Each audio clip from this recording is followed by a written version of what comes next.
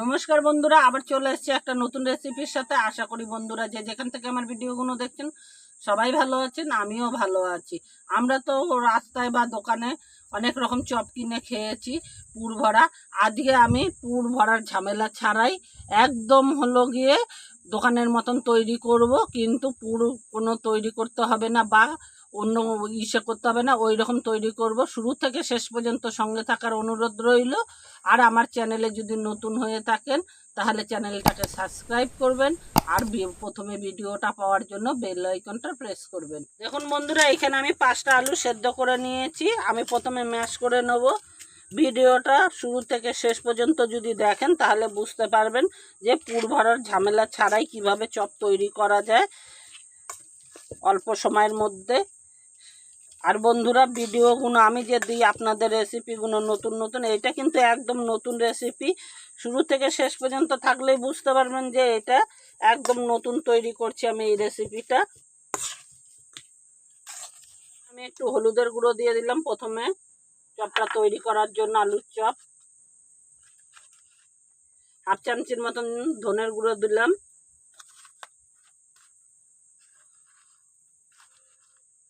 Half চামচের মতন জিরের গুঁড়ো দিলাম।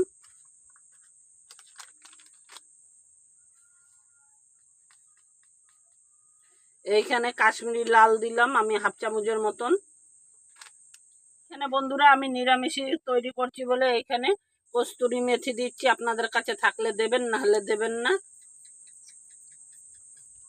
দেখুন বন্ধুরা, এইখানে আমি বেসন নিয়ে নিয়েছি 100 গ্রামের মতন। আর এখানে আমি 5টা আলুর জন্য কিন্তু 100 গ্রাম আমার যথেষ্ট। আমি সেই জন্য 100 গ্রামই বেসন নিয়েছি। আপনারা যেই অনুযায়ী আলু নেবেন সেই অনুযায়ী কিন্তু আপনারা বেসনটা নেবেন। আর এইখানে আমি 2 চামচের মতন চালের গুঁড়ো দেবো যাতে খাস্তা হয় চপটা, সেই জন্য। এইখানে আমি সব উপকরণটা নিয়েই নুনটা দিলাম, তাহলে আমি পরিমাণটা বুঝতে পারবো যে আমার কতটা নুন লাগবে। আমি স্বাদ মতো নুন দিয়ে দিলাম এইখানে। দিয়ে এবার ব্যাটারটাকে আমি একটা তৈরি করে নেব। এইখানে কিন্তু চপের অনেক ব্যাটার তৈরি করার এক ঝামেলা, পুর করার এক ঝামেলা। আমি ওই সব দুটো ঝামেলা ছাড়াই একটা জিনিস দিয়ে যাতে ব্যাটার একভাবে করেই তৈরি করে নিতে পারেন সেই রকমভাবে আমি কিন্তু আপনাদের দেখাচ্ছি। আর গিয়ে তাহলে আর ইচ্ছা করলেও যে মানে যদি চপ খেতে ইচ্ছা করে তাহলেও আর করার ঝামেলা মনে না করে দোকান বাজারে যেতে হবে না, দৌড়ে নিজেরাই বাড়িতে এইভাবে তৈরি করে নিতে পারবেন ঝটপট। এইভাবে যদি তৈরি করে দেন তাহলে কিন্তু বাড়ির ছোট থেকে বড় সবাই কিন্তু খুব ভালোবাসে। আর বাড়ির জিনিসটা খাওয়া খুবই ভালো, কারণ দোকান বাজারে আমরা তো দেখতে পাই না, অনেক সময় অনেক দিনের তেলেও করে, শরীর খারাপ হতে পারে বাচ্চাদের বা বড়দের ঘরের লোকদের। এরকমভাবে যদি বাড়িতে তৈরি করা যায় তাহলে কিন্তু শরীরও ভালো থাকে মানুষের। আর মুখরোচক সন্ধ্যাবেলা মুড়ির সাথে চপটা খুবই ভালো লাগে। এখানে বন্ধুরা দেখুন, আমি কিন্তু এখানে আলু দিয়ে মেখে নিয়েছি।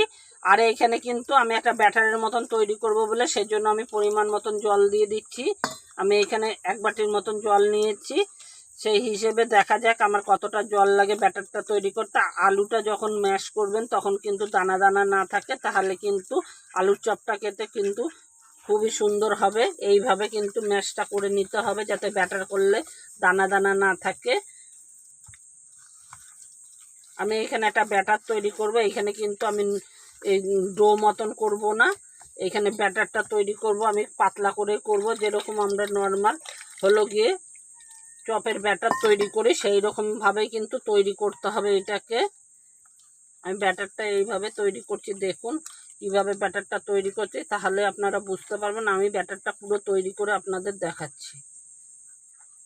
দেখুন বন্ধুরা, আমি কিন্তু সব আলু দিয়ে বেসন দিয়ে আর মশলা দিয়ে আমি একটা ব্যাটার তৈরি করে নিয়েছি। দেখুন এরকম ব্যাটারটা হবে, কিন্তু খুব পাতলা হবে না, আবার খুব মোটাও করবেন না, যাতে এরকম হয়। তো সেইভাবেই তৈরি করলে চপটা কিন্তু খুব সুন্দর হবে, একটুও দোকানের চপের থেকে আলাদা লাগবে না। এইভাবে যদি আপনারা তৈরি করে নেন, ব্যাটারটা একদম পরিমাণটা ঠিক রাখেন, তাহলে কিন্তু দোকানের চপের মতন অবশ্যই হবে।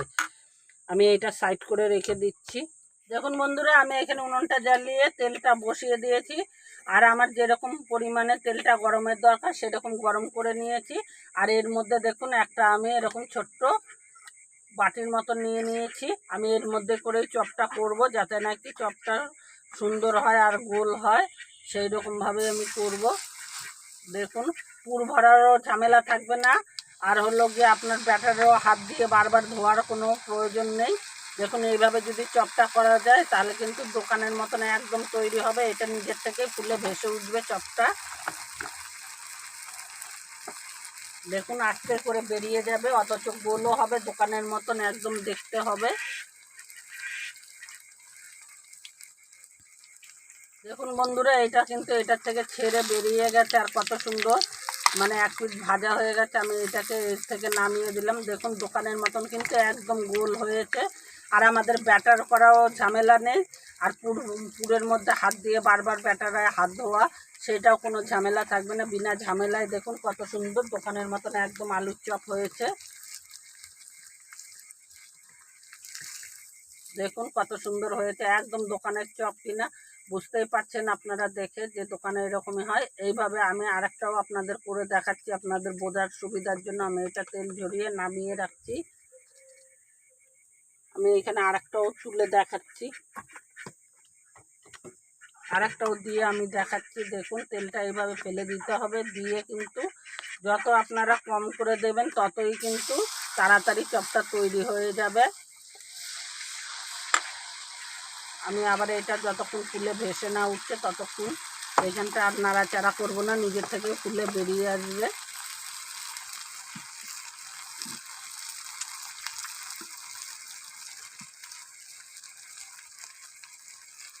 দেখুন বন্ধুরা বেরিয়ে এসছে চপটা। এরকম থালাটা একটু নাড়া দিলেই আপনারা বুঝতে পারবেন যে চপটা হয়ে গেছে। দেখুন কত সহজেই কিন্তু চপটা তৈরি হয়ে যাচ্ছে। থালাটা কিন্তু এরকম তেলের মধ্যেই ছেড়ে রাখতে হবে যাতে গরম থাকে, আর চপগুলো কিন্তু খুব সুন্দরভাবেই হবে। আর জালটা কিন্তু আপনারা যদি গ্যাসে করেন জালটা কিন্তু মিডিয়াম রাখতে হবে। এখানে তেলের পরিমাণ যদি আপনারা একটু বেশি দেন তাহলে কিন্তু ভাজতে আরও সুবিধা হয়। আমার কাঠের জাল বলে সেজন্য আমার জালটা কম বেশি করতে পারছি না। আপনারা যদি গ্যাসে করেন তাহলে গ্যাসের এটা মিডিয়াম রেখে ভাজলেই কিন্তু ভালো হবে। আমার দেখুন আরেকটাও চপ তৈরি হয়ে গেল, কত ঝটপট কিন্তু তৈরি হয়ে যাচ্ছে চপগুলো। আমি এইভাবে সব চপগুলোকে তৈরি করে নেব। দেখুন কত সুন্দর হচ্ছে। একটু হয়তো লাল বেশি হয়ে গেছে পরিমাণে আমার, কিন্তু এইভাবে করলে ঝটপট তৈরি হয়ে যাবে। আমি এইভাবে সব চপগুলো আপনাদের ভেজে দেখাচ্ছি। এখন বন্ধুরা ব্যাটার করার ঝামেলা ছাড়া আর হলো গিয়ে পুর তৈরি করার ঝামেলা ছাড়া কত সুন্দর কিন্তু চপ তৈরি হয়। ওরকম একটা বাটি দিয়ে কিন্তু চপগুলো দেখুন গোল গোল একদম দেখে কেউ বুঝতেই পারবেন না যে দোকানের চপ কেনা না, বাড়িতে আপনি তৈরি করেছেন। এইরকমভাবে যদি চপ তৈরি করে খাওয়ান তাহলে হলো গিয়ে কেউ বুঝতেই পারবে না যে আপনি দোকান থেকে এনে করে খাইয়েছেন। ঘরে যদি দুটো আলু সবারই থাকে, আর এমনি হলো গিয়ে বেসন সবারই থাকে, ঘরের দুটো উপকরণ দিয়েই কিন্তু দোকানের মতন আমরা তৈরি করে খেতে পারি। ভিডিওটা যদি ভালো লেগে থাকে আবারও বলছি চ্যানেলটাকে সাবস্ক্রাইব করবেন, বন্ধুর সঙ্গে অনেক অনেক শেয়ার করবেন, লাইক দেবেন। আবার একটা নতুন রেসিপির সাথে দেখা হচ্ছে। ধন্যবাদ।